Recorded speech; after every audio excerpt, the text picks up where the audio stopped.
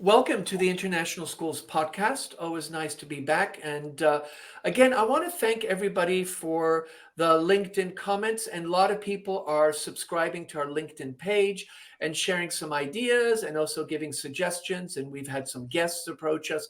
So thank you. We really appreciate the support and also the feedback and kind of the dialogue that happens through those platforms. Today, we're going to spend some time about admissions. We are now in October. Schools have started, and believe it or not, admission teams very likely are letting in the last few students, but they're already thinking about the next year and numbers and markets and geopolitics and everything that comes under that roof becomes a very important aspect of the admissions journey and the admissions dynamic. How do you market your school, and how do you engage larger communities to know about you, and how do you turn somebody's interest into an actual commitment to join the learning community? And after that person joins, what is the role of admissions? Because it's a relationship that can last 12 years if somebody comes in kindergarten and stays, or it could be a short term. So there's just a lot of complexities to admissions.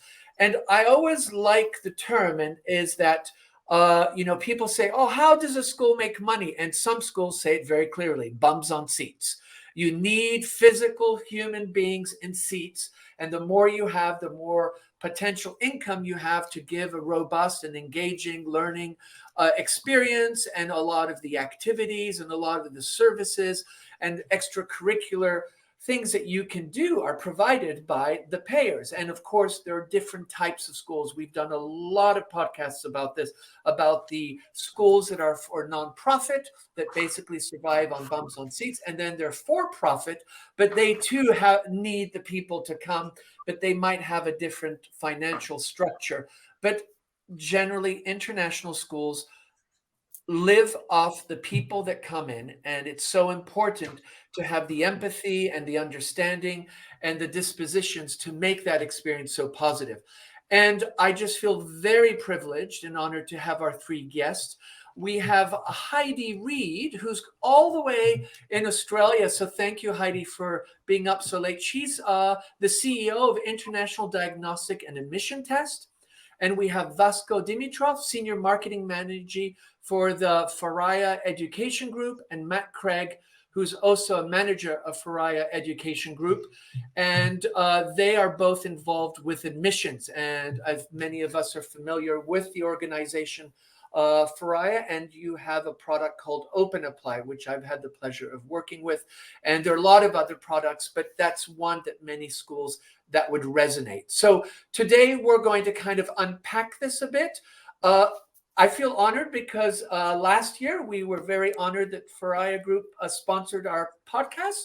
So now it's nice to have some members of the organization on an actual podcast as a guest. So welcome, Vasco, welcome, Matt, and welcome, Heidi. I'm just going to turn over to Heidi and ask her to just kind of give us a little introduction, and then we'll go to Matt and Vasco, and then we'll kind of dig into the topic. Heidi. Hi, I'm Heidi Reid, and as mentioned, I'm the CEO of IDAT, and really it's one of the founding creator. And if admissions is all about bums on seats, I guess we're about making sure that the chair is ready and that we know the bum that's going to sit in those seats, so that schools are really prepared for who's coming and how they can best help them. Thank you. Matt.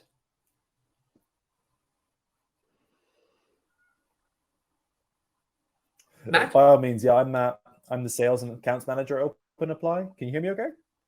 Yeah, great. That's fine. Don't worry, I paused there on my end. But yeah, I mean, we work for Open Apply. My background even then is predominantly from working in international schools. So yeah, the challenges you're mentioning, the bums on seats comment and everything else, yeah, fully. It definitely is that situation. So yeah, we kind of see ourselves as the admissions nerds and just helping schools go through those processes anyway. Great. Vasco.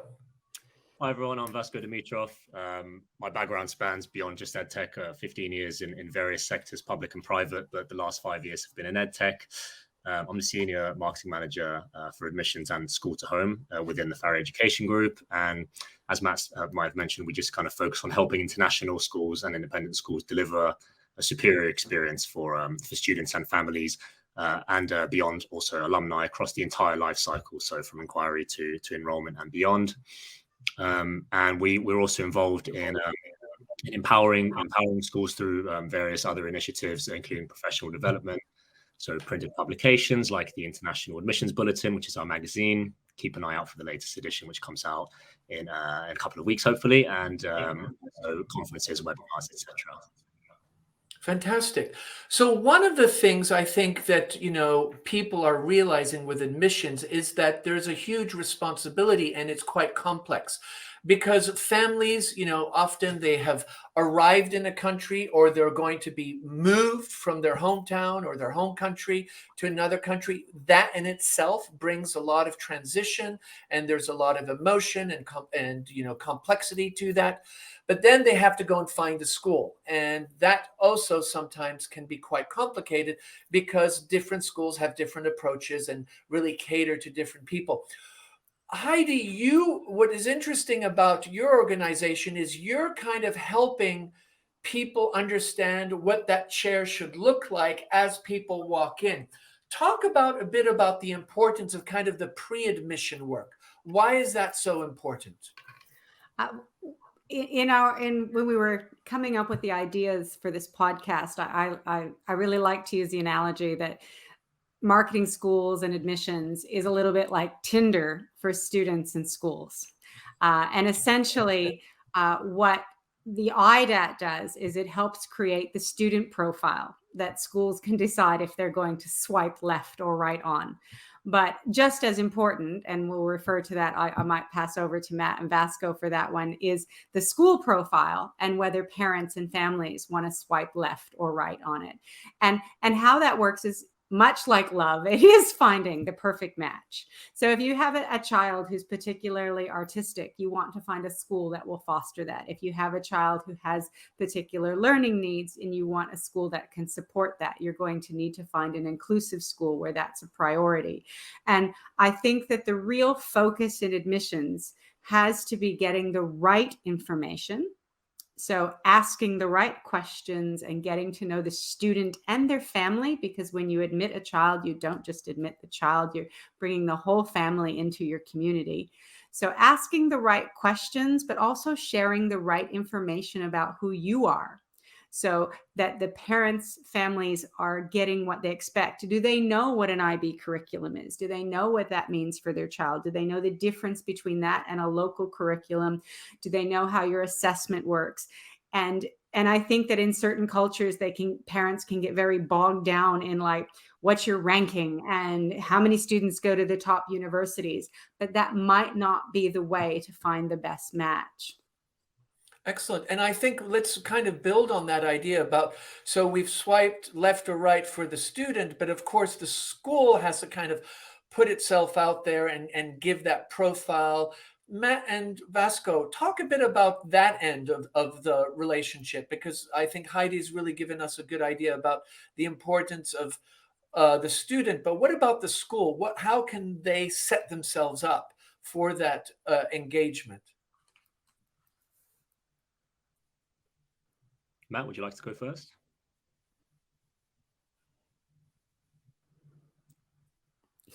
Go ahead, Vasco. Looks like there's a bit of a delay on Matt's side, so let me just jump in then. So I think there's a couple of really important factors or elements. I think one of them is, and Heidi kind of touched upon this, is just establishing those really clear communication channels, both in terms of incoming and outgoing communication, so that the students and the families have all the necessary information and support throughout that transition process. So the better the communication is, the better that experience will be, that transparency will be. And I think another one, which I feel quite strongly about, is actually assigning that dedicated support personnel, having that point of contact where you can offer guidance, address concerns, and kind of coordinate the resources that will facilitate that smooth transition. Fostering cultural awareness and integration. We talked again about kind of inclusive schools, depending on the child's background, their needs, aspirations, etc. Anything from kind of international student clubs or events that encourage interactions among students from different backgrounds, kind of really making them feel welcome, really making them feel like they're in the right community, because we talk about this kind of right fit analogy, and that's really what it's all about. I don't know whether Matt's still frozen or not, so I'll just pause and give him an opportunity to jump in. I don't know. Maybe Matt has got a bad connection. Matt, can you hear us? Let's keep going. So I think Heidi and Thanks for Vasco, jumping in, one thing Vasco. that is, I go can- ahead. Matt, do you want to add to what Vasco talked about, a bit about that There's a long delay, school John, sorry. profile?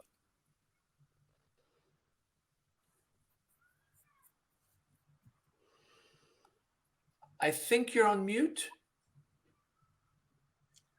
It looks like there's a slight delay, so let's continue, and then when the connection speeds. Absolutely. So Vasco, one thing that you talked about is the idea of having a dedicated person associated with the family. And Heidi, I would like you to add to that too. Why is that so important? And is that dedicated person then also kind of a guide, a mentor? Because of course, some parents might come and ask questions about the country, the visas, the culture, housing. How broad is that role? And do you have to be cautious on not doing too much, but doing enough? What's that balance when you are in that relationship with your new admission family? I think that it's quite important, as Vasco pointed out, to have that predetermined person who is the point of contact and to have clear avenues to reach that person. This is, for many families, this is one of the largest decisions they will ever make. So you may invest in a car that you intend to have for 4 or 5 years. You may invest in a house that you live in for, maybe 20, but this is, quite often 12 to 14 years of a family's life. And if they have more than one child and the years continue, it can be more than that. So this is a very large commitment for them, and they're going to have a lot of worries and concerns. And having one point of contact that they know that they can reach is very important. I do think that in any job, no matter what we do, we always need to set boundaries, says the woman who at 10 to 10 at night is having is participating in a podcast. But I do, it is important to have that one point of contact, but that one point of contact, a very important part of their job is also facilitating the transition of that student into the classroom. So besides being the point of contact for the parents, they need to be the person in the middle to communicate what the parents need, who the child is, for example, if they took an IDAT for admissions and then we create a profile of students, who this child is, making sure that teachers get that information, the support staff gets that information, so that all of this information that admissions is gathering, they get all of this very important stuff. They've got pages, there's a profile. It can't stop when the student starts school. That information has to have a very clear path to transition students into the classroom. And I think that person who's the point of contact, while they may not always be the next point of contact, they need to make sure that they're passing the baton in a really effective way. Excellent. Matt, your thoughts on kind of building on Heidi's input? Totally, yeah. The matchmaking piece is a big one because you're not just finding the one-to-one connection, you're finding a huge committee, finding that connection to the one student, and as well fitting also in not just the transition of an individual student, but the transition of that individual student to the school community as well as the classroom. So a whole load of different aspects of fit all tie in there quite nicely.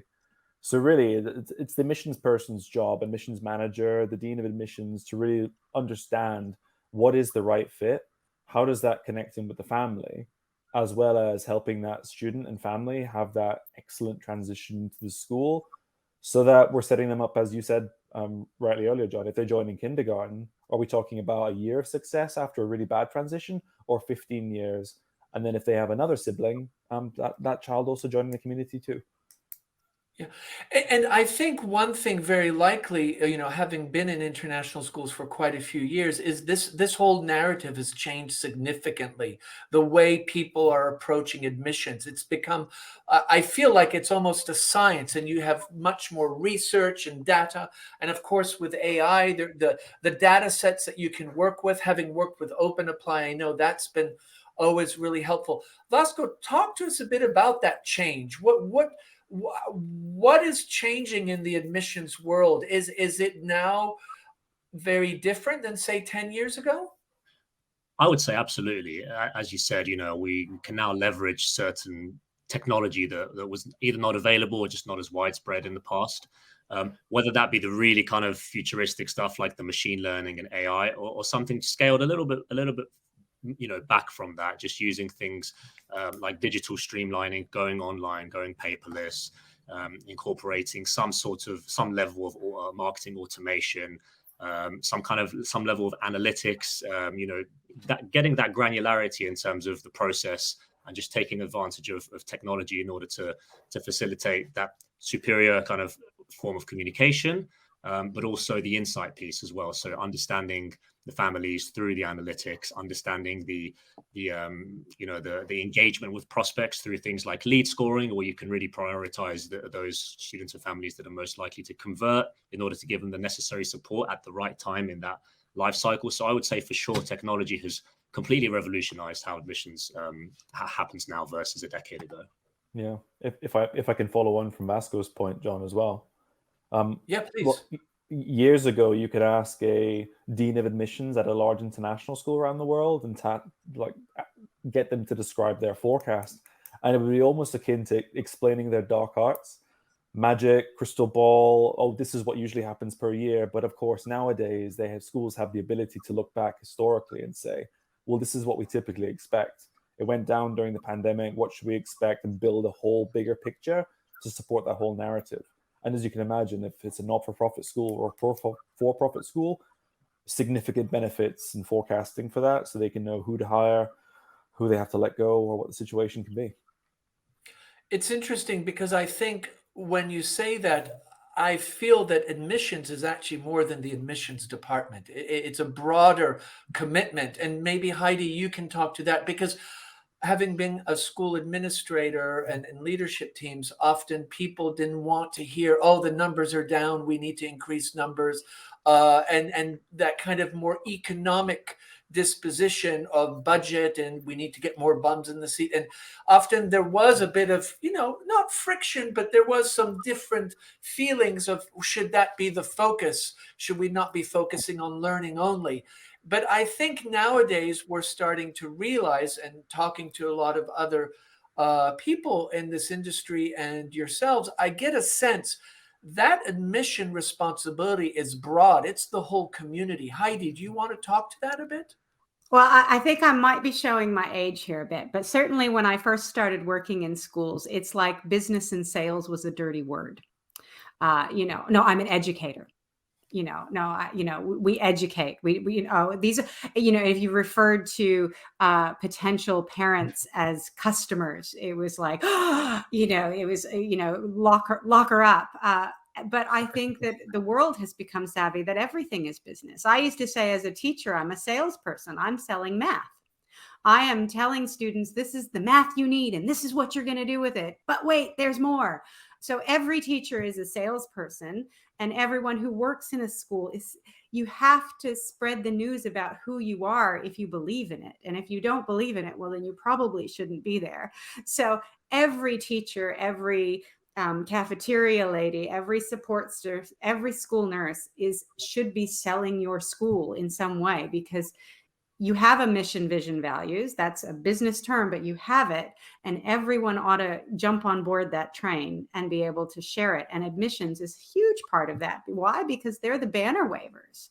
They're the people out the front with the banner of whatever it is that you've created, sharing that. And if there's any breakdown in communication, and they've got a banner that says something different than what's actually happening in the school, then you've got some real problems that you need to discuss. So admissions is, they're out the front, they're the receptionist.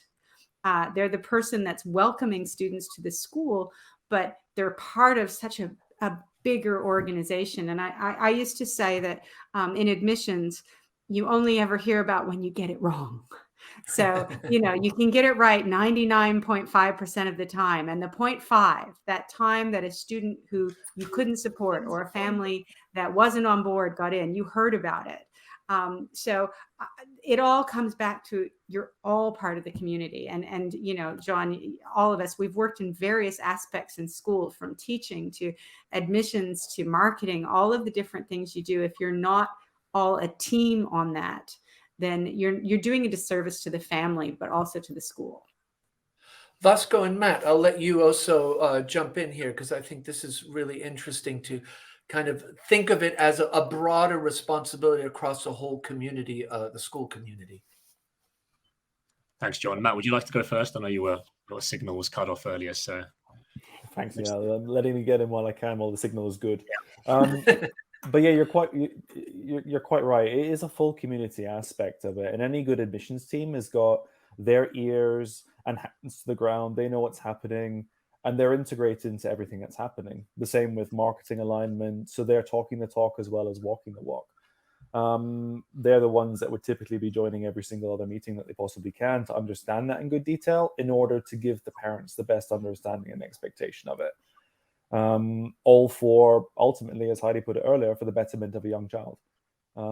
That's how we integrate them into it. But yeah, Vasco, don't know if you want to carry on from there. Yeah, just a really small point to add, really. We talk about kind of fostering this sense of belonging when we talk about selling the school and having that alignment of mission and vision. So far, we've kind of touched upon more kind of the staff side of things, but I think it's important to mention the students themselves as well, them kind of embodying the principles and values of that school, and even incorporating initiatives like buddy and mentorship programs, where current students can support and guide new arrivals, especially for transitions from you know, another country or another culture, just helping them kind of navigate the social aspects of school life, and again, just kind of foster that sense of belonging. So that mission and vision and the kind of entire mindset, you know, permeates deeper than just the staff. It goes into the entire student body and student community. That really resonates, the idea of having the students as part of that narrative, because I think there's nothing greater than a kid coming to a school. And of course, and nothing wrong with admissions people, but if you have a peer, and there are things that, you know, a peer is going to share that an admissions person might not, you know, like the soccer, the things, you know, we tend to focus on curriculum, but for a fifth grader or a year 5 kid, the extracurricular activities or what happens at break time is going to be really important. I've had experience being in advertising sales in the newspaper industry and the television industry. And Heidi alluded to it, you know, sales has a bad name, you know, kind of it's a dirty word. Is the selling of a school to a group of human beings that are going through a huge transition, should one even call it sales? I mean, what, you know, how do you create that connection where, of course, you want them to come to your school, but you don't, it's not like selling a car, or when I was selling advertising space or, you know, videos or whatever, it was very different. It was a product. But here we're dealing with very delicate, complex, nuanced human beings. How does one juggle that, you know, kind of sales aspect, the pressure to get the numbers in, but also being mindful that we're dealing with something very different than a product? I would love to hear from maybe Vasco, Matt, and then Heidi. Mm-hmm. I mean, I guess when we think about sales, we typically, whether it's correct or not, subconsciously we think about a kind of transactional interaction. We think about oftentimes even like a physical product being sold, and that's where it kind of has that kind of cold and impersonal connection. But really it's more kind of the business development rather than the sales. It's the relationship building. It's relational rather than transactional. And so sometimes we just jump to a conclusion when we hear that word, because we think of that cold and kind of impersonal transactional kind of relationship, and that's not what it's about. So that, I guess I'd like to start with that. Matt, if you'd like to add to that. Yeah, totally. And obviously being like the sales manager here and also coming from a background in admissions, I know this very, very well.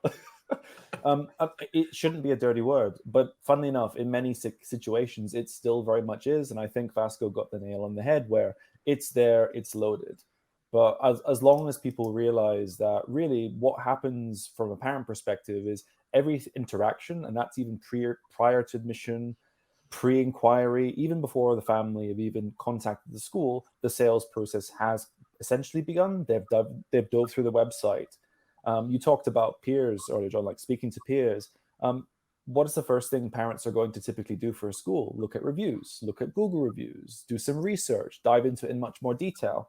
So I think the whole aspect of sales in general, and this is a conversation for another podcast for another day, is essentially needing to be redeveloped and modernized to understand what we're trying to do is essentially just build a connection. We mentioned fit earlier. I think fit is the biggest primary component, because there are many situations where, being a school admissions manager in a school, I was there speaking to families saying, from what you tell me about your child and from speaking to him myself, this is not the school for you. You need this. You need to play rugby. We don't even have rugby. You need, do you want to go skiing? We don't do a ski trip. All those different facets need to come into play in the conversation. And again, it's all essentially about setting up that child for future success. And that happens from the very first interaction in the admissions process, which is essentially a qualification process to understand if that family is a good fit to buy into what essentially we are selling, which is a quality education potentially for their child. Thank you. Heidi?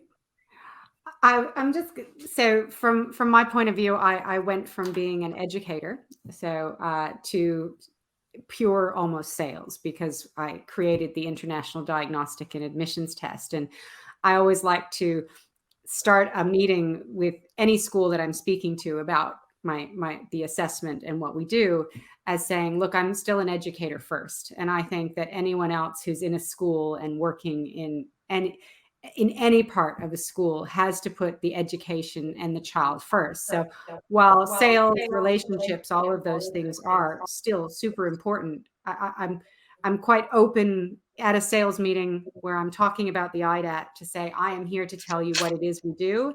And if it fits, I really want you to use this with your school. But if it doesn't, tell me what would. And, and I might know something that does, or maybe someday I might have the product that does. But ultimately, it's the same when a student is applying to a school. As Matt was saying, if they come into a school and that student doesn't fit, you're servicing no one by admitting that child or looking for that bum to join your seat.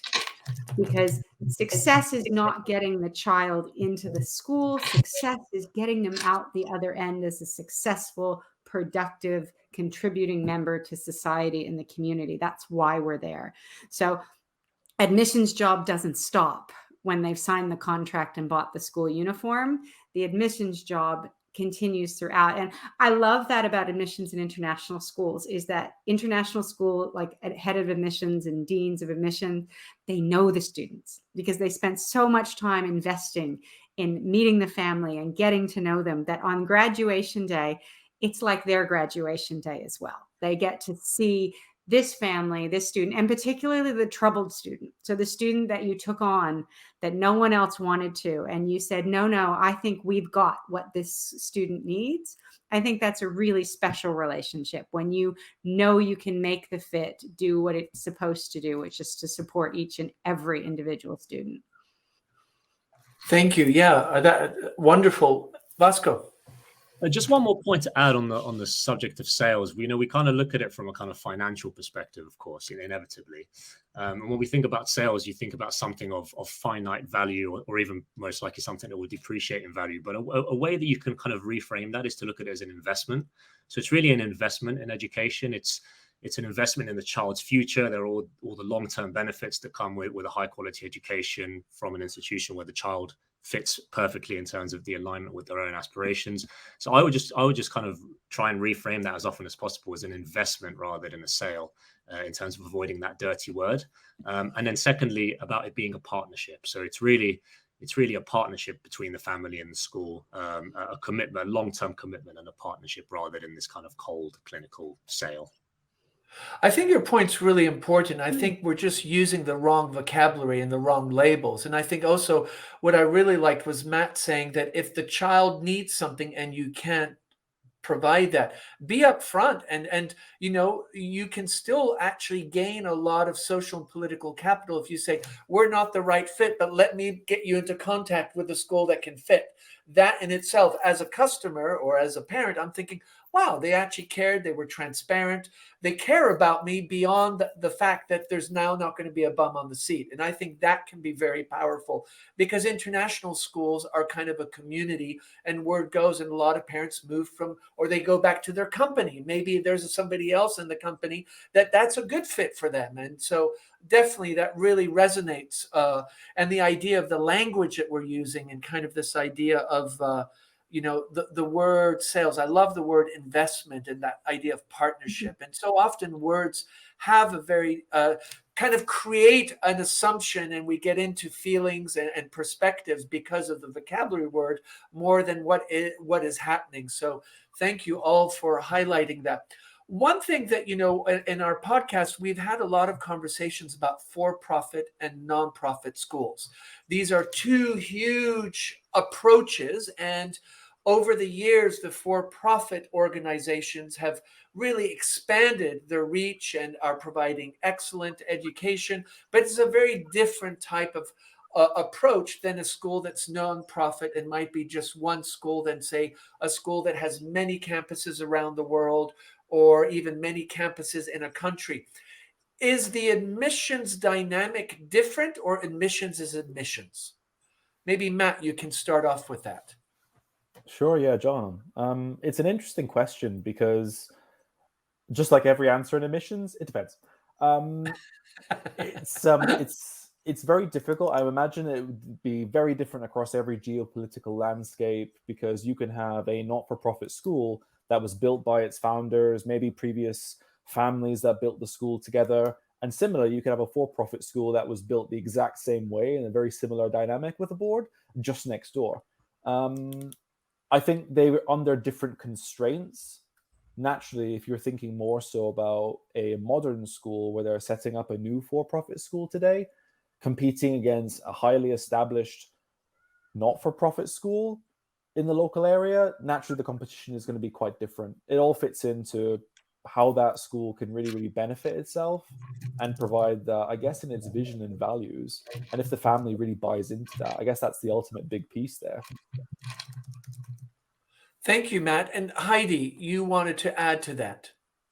So the IDAT, the International Diagnostic Admissions Test, really what it does is it creates a profile of incoming students. It's not just about their academics, but it's about how they like to learn, levels of comfort to do different things. But certainly academics are in there as well. And we find it quite interesting how these two different groups of schools use what we have. So we have some schools who are using the IDAT for competitive reasons. So they have a limited number of spaces.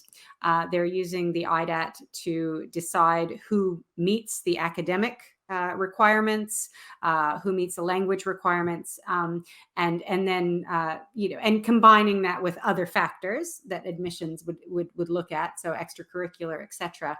They're using the profile that we create with the profile that they create to target students that they think will succeed within their organization. The philosophy behind the creation of the IDAT, though, was that it is for all students and how to support their individual needs. So in this profile, we talk about their strengths and weaknesses and how much support they will need in each of the areas of learning. And we find the not-for-profit schools are much more likely to use that side of the diagnostics to create learning plans and independent plans to help students from that first day of class. As a teacher, I used to say it took me about 3 months to really get to know a student who was sitting in front of me.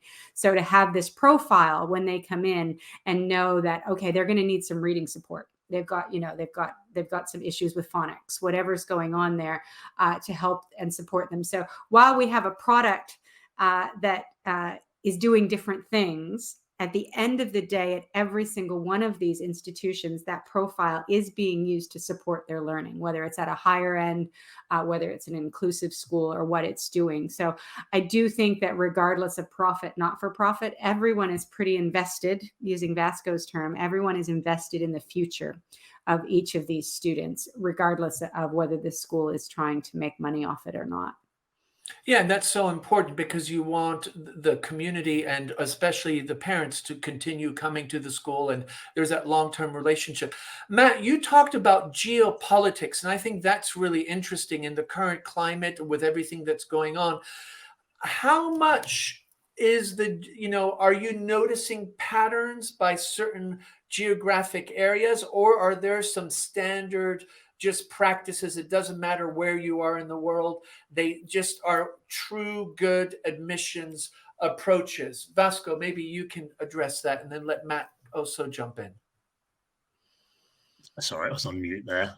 Before I go into geopolitics, just in terms of the kind of non-profit and for-profit kind of juxtaposition, I think an interesting thing to consider is the kind of short-term or longer-term approach. I mean, when you're dealing with for-profit schools, there's maybe an element of greater competition, and there's, I don't know if this is necessarily the elephant in the room, or it's pretty obvious, but the focus on kind of closing the deal or kind of focusing on the revenue side of things, the enrollment numbers, if you're a for-profit school versus a non-profit school, which might focus a little bit more about the kind of alignment of values and the commitment to the school's educational philosophy. The for-profit school is going to be a bit more influenced by the financial bottom line, and therefore, in terms of the way that they market themselves, that recruitment strategy might perhaps be a bit more aggressive, where the focus is more on enrollment numbers. Another factor is kind of things like scholarships and financial aid. Non-profit schools will have obviously a greater commitment to providing financial aid and scholarships to align with their mission. For-profit schools might also offer it, but the decision will be influenced more by kind of revenue and other factors. So I think that's kind of an interesting juxtaposition. In terms of the geopolitical side, I'll let Matt answer that, just working in sales and dealing with schools on a day-to-day basis more than I do. Okay, thank you, Vasco. Matt? Yeah, I won't go too much into the for-profit, not for-profit. I think we've talked about that one enough. But I mean, yeah, it's an interesting concept. I mean, the situation globally at this minute in time, as you can imagine, is constantly fluctuating. Think about the significant growth of international schools across Asia, Southeastern Asia. It just goes to show how many more international schools are opening up there alongside for Europe. But I mean, you mentioned like the aspect of good practices, but I do think that previously what schools would do is just focus on their local community and maybe get a little bit of information, put it out and hope for the best. But now schools, no matter what they are, if they are opening up, are consistently focusing on offering a high quality family user journey through the admissions process to really stand out from the competition. Because it's the only way you can, really. If you already have established schools that have been there and have been going through it, that potentially have wait lists and significant wait lists, how do you then offer that little extra thing that allows families to really gel with the vision for a new school that's creating it from scratch? Otherwise, schools really are just trying to get the most out of what they use for insight, for forecasting, and trying to make it as easy and frictionless as possible. Parents are busy. How many accounts have we all got nowadays? And how many have we created during the pandemic? Has everything shifted online? But to be fair, it's worked in everyone's favor, so that it's almost like a leveling field in that respect. And it's probably also another area where in the future AI will come in and level the playing field even more for a wider perspective for parents as well as smaller schools comparing to big schools. Yeah, that's interesting how you bring up this idea of AI and how that might recalibrate certain things. Over the years, when you think of international schools, and I'm dating myself, from the 60s and 70s, not that I was an educator at that time, but they were very much, there'd be one school in a city often associated with an embassy or maybe some organization or even corporations. But now you see, if you go to recruitment fairs, there's a proliferary of schools. They're just, and Matt alluded to that, kind of the Asian market. And I know that certain areas of the world and Europe, maybe not as much. What are some of the key patterns that you've noticed in the shift in the way schools are growing and maybe some schools are shrinking in size? I was in Switzerland. I know there are 2 schools that had satellite campuses and they closed them down because of numbers. So that often can happen. Or maybe you have a campus across the city and then you consolidate. What are some of these patterns that maybe school leaders, because we have a lot of school leaders that are listening to this, what might be some things you would like to share, Vasco? So from a geopolitical perspective, I think the geopolitical reputation of a country can definitely impact how the education system is perceived globally. So talking when Matt touched upon, the kind of growth of schools in the Asia Pacific region, just the kind of connection with the growing economies of certain countries, and the reputation they have as being pioneers, perhaps in technology, if we look at countries like Japan, etc. I think that can definitely influence public perception and therefore lead parents to pursue, a school in a particular region. Again, that kind of perception of quality of the education system. So that's the positive geopolitical relations. Then, of course, you unfortunately have perhaps negative ones, whether it be to do with war and safety concerns, or whether it be to do with any other kind of reputational elements. It's important to look at both sides and not just what might attract, but also what might detract families from pursuing a particular region. Thank you, Heidi. I'm also seeing like quite a move away from that traditional what's your ranking and how many students get into the Ivy League. You're seeing a lot more parents who are being more in tune to their child and looking for that well-rounded, like the IB curriculum was very interesting for a long time. People liked the IB, but parents didn't really understand it. They were like, it's IB. Okay. And then when their child got into the IB school, they're like, well, where's their exam? Where's their assessment? Because they wanted, something structured more closely to the local curriculum. So I do think that parents are looking for more happiness in their children. And this is something that I think admissions can sell, because we have a lot of schools doing a lot of really wonderful things in the community. And I think that now that the focus, when you take it off, what's your ranking and how many students got into the Ivy League, there's a lot more that you can get from that. Yeah. Matt. I was just going to add as well, like years ago, I also used to be an education consultant, and I'm probably dating myself to a different degree anyway. But before then, it was someone at Goldman HR saying, hi, we've got someone from Goldman moving here. Find them the best possible international school. This is what they want. But nowadays, when you also think about the shift and the differences, case in point, you were mentioning Switzerland earlier, John. Switzerland, Canada are becoming huge educational institutionalized areas with really high quality education that parents are choosing to go to for all of the above reasons. Do they need to go for better quality of life, better access to education, better access to everything else that their particular family or child needs?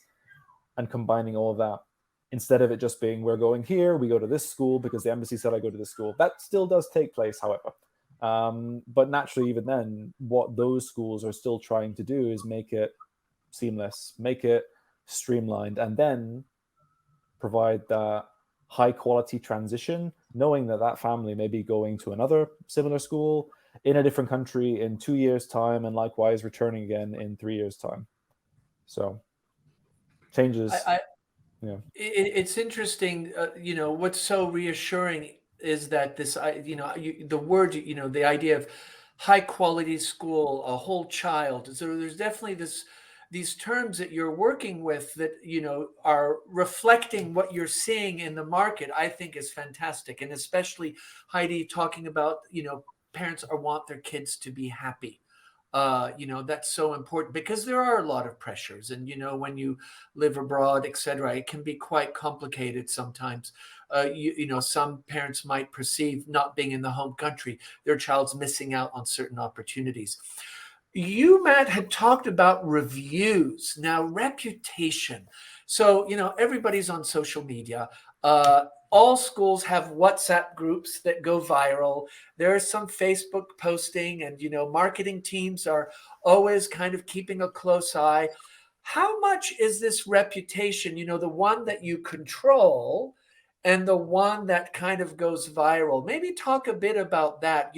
How do admission teams and marketing teams set themselves up, and how important is it to monitor those WhatsApp groups and those other conversations that happen organically, not where the school is controlling it? I would love to hear some of your thoughts as experts in the world of admissions and talking to so many schools and school leaders and educators around the world.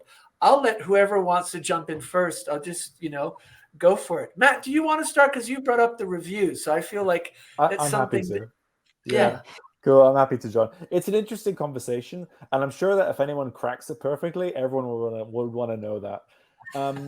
As you can imagine, there's tons of risk involved in doing it, but I guess all that schools can really do from that perspective is be aware, be responsive, listen and respond. Just like any decent business, as long as positive steps are changing, as long as it's clearly communicated to the school leadership, stakeholders, whole school community, and to upcoming new families, there's many families that will be very, very receptive to that transparent and organically growing process. Naturally, when you think about situations like the Black Lives Matter ongoing social media campaigns that many schools were having to take part, or not take part, but get involved with as well. Those are key examples where if they're not listening to the school community, it can then lead to a much broader discussion, and it can quickly spiral out of control. So as you can imagine, PR, marketing, and the savviness of being aware and being involved and timely is definitely in there. But naturally, there's also the aspect where if you would search any school review, you will find a 1-star review of a grade 4 student saying that maths lesson was boring. Yeah, so pinch of salt. Absolutely. Yeah, Vasco? I like, John, when you mentioned, things that are within our control versus things that go viral that aren't. Of course, things like maintaining high academic standards, the reputation of like academic excellence. These are definitely things that the school can control. The faculty quality, the competence and expertise of the staff. It's fully within their control to, hire the right staff for the job, and kind of control to a high degree their reputation in that regard. Even things like facilities and resources, having state-of-the-art facilities, modern technology, well-equipped classrooms, whether it's for the academic side or for sports, or if it's like a school for the arts, performing arts, etc. But then there are things that can go viral. They are things like the actual student experiences themselves, which, as Matt alluded to, sometimes it can be something as ridiculous as a child finding a class boring. Years ago, I worked in the travel sector, and something as ridiculous as the weather being bad when someone was on vacation actually affected the review of that hotel. You can imagine how things can really kind of spiral completely out of control. But of course, things like parent satisfaction, parents become actually the strongest advocates for the school, even more so than the students, depending on the age of the child. Word of mouth travels fast. So there is that.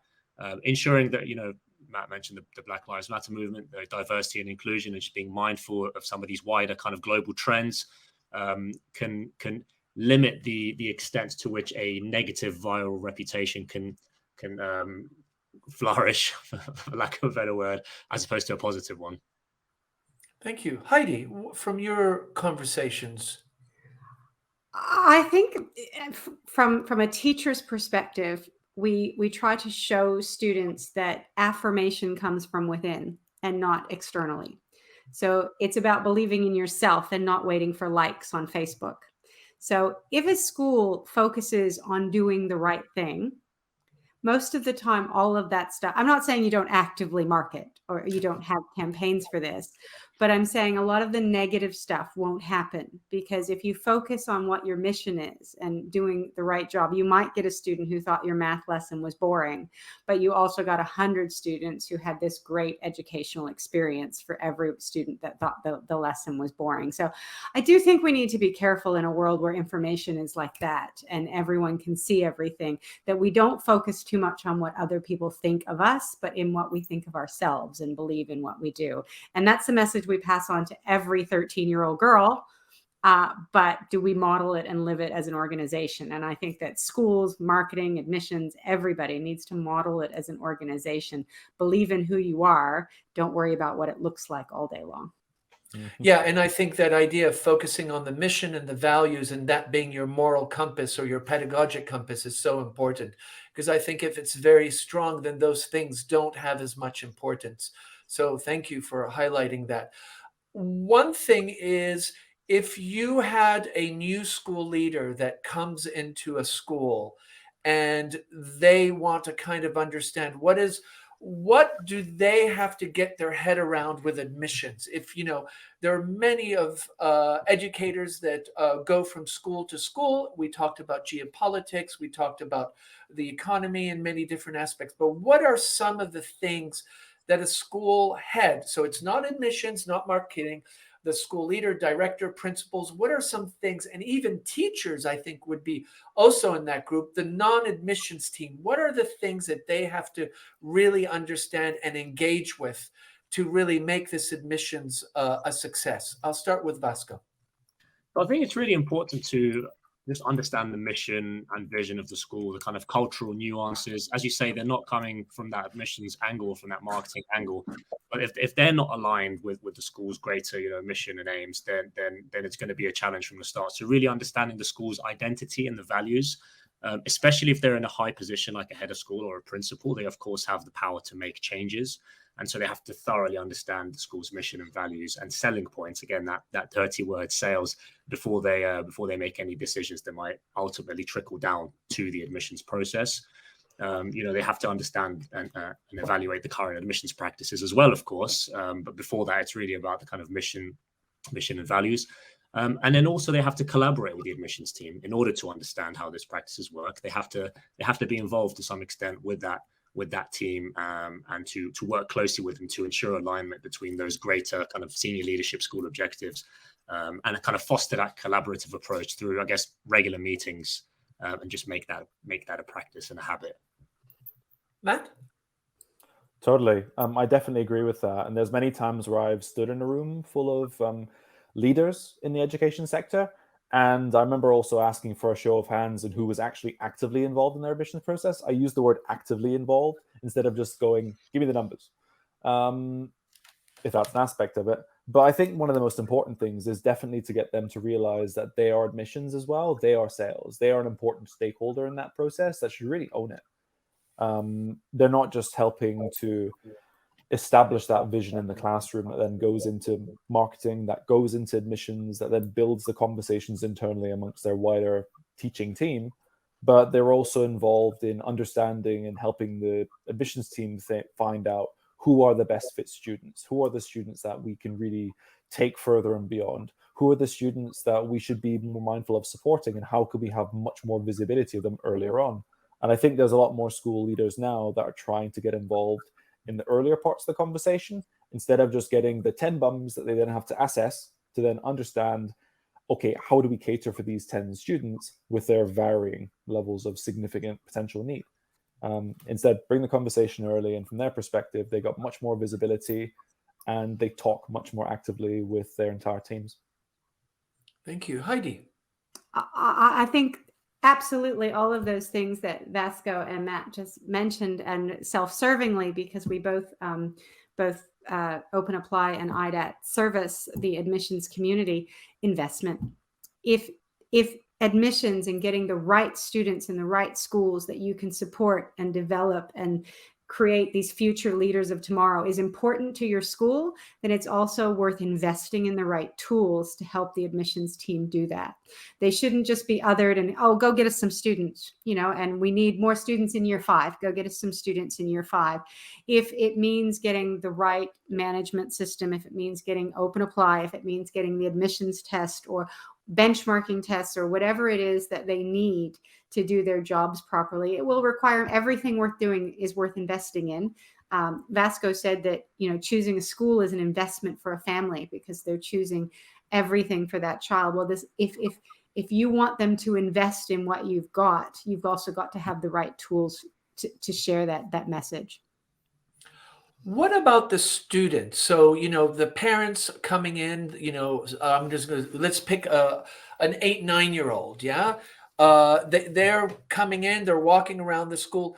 What is the role and how much voice and student agency in the process should admissions cater and facilitate for the student perspective? Because often, the parents have an idea, and dynamics we know between parents and students is quite complex, and it can, people can have different agendas and different ideas of what school is.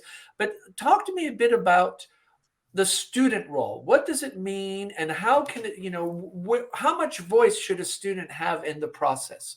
Vasco, you're shaking your head, so I'm going to go right to you. Yeah, I think the voice of the child is of tremendous importance. I mean, ultimately, they will go home and they will communicate with their parents and kind of relay what that experience was like. Of course, there might be certain perspectives that are unreasonable, like them finding a lesson boring that was not actually that boring. But in the grand scheme of things, their happiness, their mental health, their kind of well-being beyond just the kind of bread and butter that you'd expect is of great importance. So it's in the school's best interest to actually pay close attention to that. We talked about reputation earlier. I think that feeds really, really strongly into reputation and kind of enhancing that reputation by being more intricately tied to the students that the school admits and listening to their voice in order to continue that positive relationship that then permeates into the family home and beyond. Heidi? I recently was speaking with a school here in Australia that on their open days, the children would go to participate in activities with students, and you talked earlier about mentorship. And I think that their experience and interactions at an admissions point of view needs to be tailored towards them and what it is they're looking for. Mom and dad are looking for them to be a doctor or a lawyer or the future Lionel Messi, whatever it is that mom and dad are looking for. That child might be looking for something. They want better monkey bars. They want to know that at lunchtime that they can get chocolate chip cookies or whatever it is. And it doesn't mean that we go with one or the other, because everybody has an important vested interest in what's happening here. But allowing a child to organically interact at the admissions point of view, which means talk to other students, talk to admissions, talk to adults, talk to, play with the equipment, particularly for young ones, participate in a lesson, come to a sporting event, allowing them that chance to organically see what their life will be like in the school will help them make a better choice. And I think it's a marketing technique, but the child doesn't realize that. They're just participating and they're just really getting to know what this new home, this new community will look like. Matt? International schools are such a melting pot. When you think about what a typical international student is like, very difficult, except for the slight American twang in the accent. Maybe that. But I mean, in reality, when we think about student-led processes in the education or in the pedagogy, the same should be said through the admissions process as well. We're not talking about students filling in their own application form. That is less than ideal. However, when we think about the practicalities of asking them what's important to them, new monkey bars, excellent. How do we then facilitate that so that student gets the best fit when they visit the school on an open day or an individual tour? And I think that's really what high-performing admissions teams with high conversion rates are really aiming to do. It's not just this is the same thing we will show every single family. It's fine-tuned, it's hyper-specific, it's tailored individually to the needs and demands, and not just the family's needs of a pool and after-school care and a morning library club, but the practicalities of actually we can help your child's passions thrive and take them where they need to be at the end of it and wherever they can go next. It's not just another child going to Stanford, it's another child going to wherever they wish they want to be, and the possibilities are being endless. Sorry, I think that agility, Matt, is so important, and I love the way you say it has to be fine-tuned for every family. It's that personalization, because nowadays, unless the algorithms are deciding our personalization, there is, that's what people want, is for you to be empathetic and understand this is a unique child. This child's different from and I love that sense of agility. This is wonderful, rich conversation, but time's running out, and I'm going to put you on the spot here because AI's kind of 2023 was the year of AI. I don't know if Time Magazine's going to put it as the person of the year or the entity of the year, but I'm wondering, often with this narrative of AI, they're saying that school's going to change. It won't be the same. Exams are going to be thrown out, whatever. There's just a lot going on, a lot of different perspectives and narratives around that. I'm curious if each one of you could kind of do a little crystal ball gazing. What are you anticipating here down the road? How might things change? Or for admissions, it's going to continue with kind of the areas and the topics that we talked today? Or do you anticipate something changing? Maybe we can start with Vasco and then to Heidi and then Matt. So I'll make a prediction, which is kind of biased in the sense that it aligns with my belief or my perspective.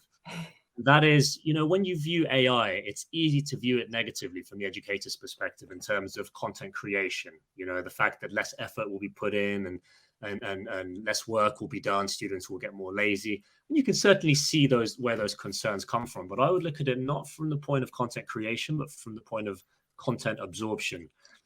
So the prediction I will make is that schools will start to use AI for the teaching element, and students will start to use it for things like creating personalized learning plans. Maybe students that are struggling in a traditional academic setting will actually leverage some of this technology to get that kind of bite-sized information in a more digestible format that's really hyper-personalized or tailored to their learning style. We talk about even IDAT and having the right fit and the different kind of learning styles, learning types where students have strengths. So they might be more of a kind of visual learner or more of a, whether it's to do with memory or anything else. So I think that's where schools will really leverage AI in a positive way, is in terms of the content absorption rather than in content creation.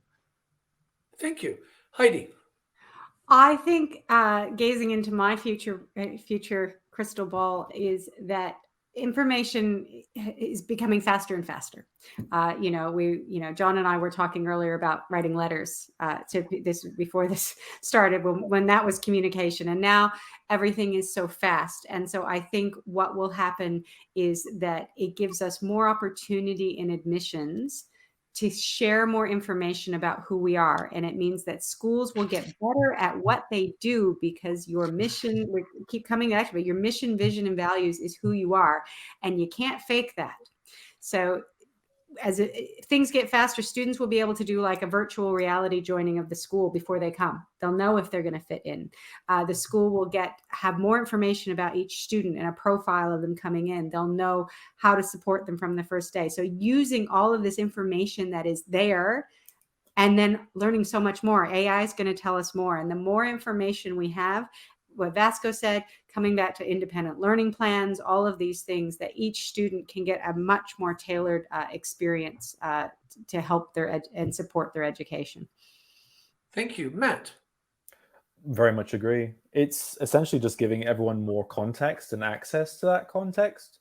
So, I mean, from the admissions perspective, you could definitely see it from like a full staff view and being able to pinpoint metrics that they could find a lot easier and a lot quicker. And then they can focus on the high-end aspect of quality education, differentiation for those. But conversely as well, I kind of see it also from the family perspective. What's to stop families now saying, give me the breakdown of the top 10 international schools in Hong Kong now into ChatGPT, and that will pull all the access into them with their full reviews and full rankings and NPR. So it's already there, but there's probably ways in which we're heading into much more transparency across the board and just access to all the information as well. Just to add one thing, I like that point that you mentioned about the kind of ChatGPT quick and dirty analysis of top 10 schools in a region. That will force schools to really home in on their reputation and really iron out any kinks. It will really kind of push the standard up, because it will be more difficult to hide, behind, a wall of kind of positive reviews from like your close-knit community. Right. Things will be more transparent, basically. Right. Sponsored ads and review websites that are predominantly and potentially some schools offering to say, I will be at the top for doing this, and it's sponsored. So yeah, just access and accessibility to it. Great. Thank you. Fantastic. Thank you so much. I feel like we've really kind of gone through the journey and learned, and I've learned so much. I always tell people when they said, oh, you do these podcasts. I said, yeah, it's like my professional development. Every time I sit, I get to learn and really appreciate the wisdom and the guidance and the insights that you three have shared with us. I want to thank all three of you for your time. I want to remind our guests, check out the show notes. Heidi, Matt, and Vasco have done a wonderful job of curating resources and things to consider. You can also follow them on social media if you want to reach out to them. We'll definitely make sure that those show notes are up there. Also, I want to thank Heidi from IDAT for joining us all the way from Australia, and then Matt and Vasco from Faraya Group, and also working with Open Apply. Thank you so much for being part of this conversation. And definitely, I encourage people, if you have further questions, I know our guests are always very generous and kind and are happy to connect. So check the show notes out. And we look forward to our next episode. And thank you again for everybody's support, comments. We really appreciate the continued engagement you as our audience give us. So thank you very much. Talk to you next time.